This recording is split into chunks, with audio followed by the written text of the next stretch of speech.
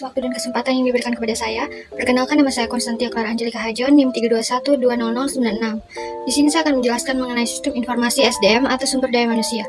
Sistem informasi SDM adalah sebuah sistem yang dirancang untuk mengelola informasi terkait karyawan atau sumber daya manusia suatu organisasi.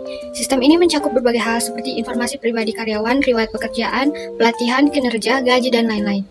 Tujuan utama dari sistem ini yaitu untuk membantu organisasi dalam mengelola dan mengoptimalkan penggunaan sumber daya manusia untuk mencapai tujuan bisnisnya. Di sini ada 4 fungsi dari sistem informasi SDM. 4 fungsi utama. Yang pertama, perekrutan dan penerimaan SDM. Dengan adanya sistem ini, tim HR akan terbantu dalam mengorganisasikan perolehan data pada proses perekrutan karyawan baru. Yang kedua, pendidikan dan pelatihan. Tim HR dapat terbantu dalam membuat program pelatihan dan pendidikan untuk meningkatkan keterampilan dan kompetensi karyawan. Yang ketiga, manajemen data. Tim HR bisa menyimpan seluruh data yang berkaitan dengan karyawan dan memprosesnya agar bisa menjadi informasi yang berguna untuk penggunanya. Yang keempat, pemutusan hubungan kerja atau PHK. Biasanya seorang karyawan yang bekerja pada suatu instansi akan menerima tunjangan. Tunjangan diberikan berdasarkan ketentuan perusahaan serta performa karyawan tersebut, baik dari pekerjaan, kehadiran, dan lain-lain. Seluruh informasi ini dapat diperoleh menggunakan sistem informasi SDM. Perkenalkan, nama saya Maria Eliana Inulkuan dengan NIM 321200038. Sumber sistem informasi, sumber daya manusia. Ada 4. Yang pertama, belangko lamaran. Belangko lamaran harus dirancang sebagai guna mengumpulkan informasi yang dibutuhkan untuk sistem informasi sumber daya manusia. Informasi ini mencakup tingkat pendidikan, keahlian, dan data biografis lainnya yang relevan. Yang kedua, evaluasi penting. Informasi penting harus dimutakhirkan secara periodik, meliputi keahlian dan bakat karyawan, tingkat kinerja, dan potensi pertumbuhannya. Yang ketiga, tindakan-tindakan kedisiplinan. Informasi yang bersangkut paut tindakan disipliner formal juga diperlukan dalam sistem informasi sumber daya manusia. Beberapa organisasi menggunakan formulir khusus untuk melaporkan informasi ini kepada bagian sumber daya manusia. Yang keempat, daftar gaji. Sistem informasi sumber daya manusia kadang-kadang berisi riwayat gaji setiap karyawan, termasuk gaji dasar, presentasi kenaikan setiap tahun, dan setiap bonus serta penghargaan khusus yang telah diberikan. Informasi ini menjadi bagian dari data yang disediakan melalui formulir evaluasi kerja. Komponen sumber daya manusia. Yang pertama, fungsi masukan.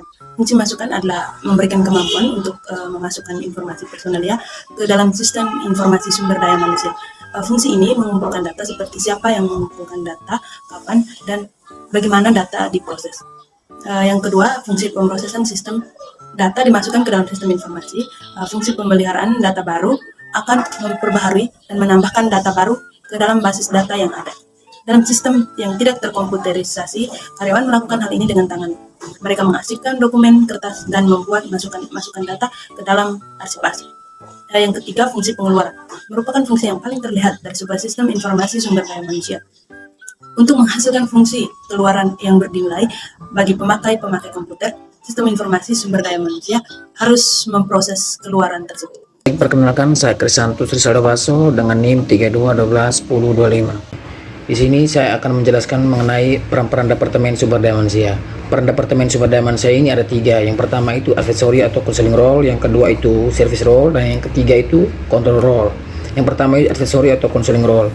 Dalam peran ini, Departemen Sumber Daya Manusia berperan sebagai konsultan internal yang bertugas mengumpulkan informasi, menentukan masalah, dan menentukan solusi atas masalah tersebut, dan memberikan bantuan serta panduan untuk memecahkan masalah dalam suatu perusahaan. Yang kedua itu service role. Dalam peran ini, Departemen Sumber Daya Manusia melakukan aktivitas yang memberikan pelayanan secara langsung kepada pihak manajer, seperti melakukan penarikan, melakukan pencatatan, dan juga melakukan pelatihan orientasi. Dan yang terakhir itu control role. Dalam peran ini, Departemen Sumber Daya Manusia bertugas untuk mengendalikan fungsi manajemen sumber daya manusia dalam perusahaan. Departemen Sumber Daya Manusia mengeluarkan kebijakan dan mengendalikan sumber daya manusia melalui kebijakan tersebut, sehingga Departemen Sumber Daya Manusia berperan sebagai wakil top manajemen perusahaan. Sekian dari saya, terima kasih. Baik, perkenalkan, nama saya Thomas Rerino Kuntur Endo, NIM 321181108. Saya akan mempresentasikan slide ke-6, modal sistem informasi sumber daya manusia. Yang pertama, sumber internal meliputi sistem informasi akuntansi, subsistem peneliti sumber daya manusia, penelitian suksesi, analisis dan evaluasi jabatan, penelitian keluhan, dan yang kedua, sumber eksternal meliputi subsistem sumber daya manusia, pemerintah, termasuk pelanggan, serikat pekerja. Dua, database sistem informasi sumber daya manusia, dan yang ketiga, subsistem output sistem informasi sumber daya manusia. Perkenalkan, nama saya Maria Drusita Titi dengan NIM 321200092. Berikut merupakan dampak dari sistem informasi sumber daya manusia. Yang pertama, informasi dan komunikasi. Informasi dan komunikasi membantu manajemen data karyawan, mengelola kinerja, serta membantu rekrutmen dan sebagainya. Informasi dan komunikasi sendiri mampu memperkuat dan mempercepat dalam proses pengambilan keputusan. Yang kedua, bidang pendidikan. Pada bidang ini lebih berfokus kepada penyediaan layanan dalam hal pendidikan yang lebih layak dan baik dan adaptif. Adaptif di sini berarti mampu menyesuaikan diri atau beradaptasi. Aktivitas pengelolaan data. Yang pertama, data induk. Data induk merupakan proses pengambilan, penyimpanan, serta mengelola data informasi dasar karyawan.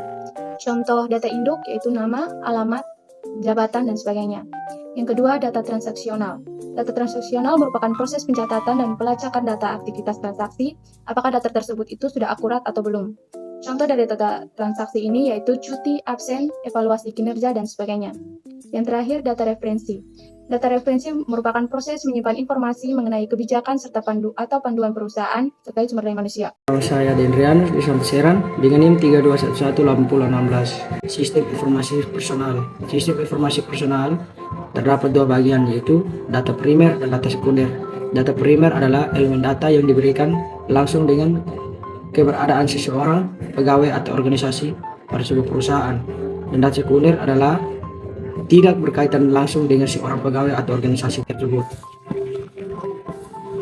Yang terdapat di slide 10 yaitu ada tiga bagian, yaitu mutasi, promosi, dan demosi. Mutasi adalah suatu perubahan posisi atau jabatan yang dilakukan perusahaan kepada seorang pegawai. Yang kedua, promosi. Promosi, perubahan posisi atau jabatan yang dilakukan perusahaan kepada seorang karyawan dengan berikan tugas dan wewenang dan tanggung jawab yang lebih tinggi dari tugas sebelumnya. Yang ketiga, demosi, tindakan penalti atau sesuai dengan aturan perusahaan yang diberikan kepada seseorang karyawan karena hasil kinerjanya tidak memenuhi standar yang ditetapkan oleh organisasi. Berikut ini ada prosedur sistem informasi SDM pada mutasi, promosi, dan demosi. Yang pertama, kelengkapan modul. Yang kedua, penggunaan sistem penelusuran kompetensi pegawai. Yang ketiga, kompetensi jabatan. Yang keempat, penelusuran dan profil jabatan.